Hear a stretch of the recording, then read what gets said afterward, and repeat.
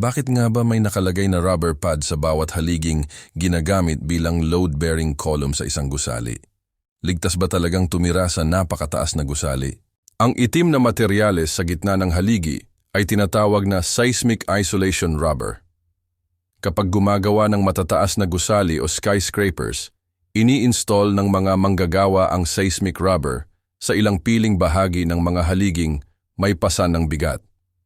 Ang rubber na ito ay hindi lang matibay sa patayong pressure, kundi nagbibigay rin ng kakayahang gumalaw ng pahalang. Isang bagay na hindi kayang gawin ng reinforced concrete lamang. Kapag may lindol, ang kakayahang umikot at bumaluktot ng seismic rubber ay malaking tulong para mabawasan ang pag-uga ng gusali. Halimbawa, sa kamakailang lindol sa Myanmar, makikita sa isang gusali na wala itong naka-install na seismic rubber, kaya halos wala itong naging proteksyon laban sa pagyanig. Salamat sa panunood.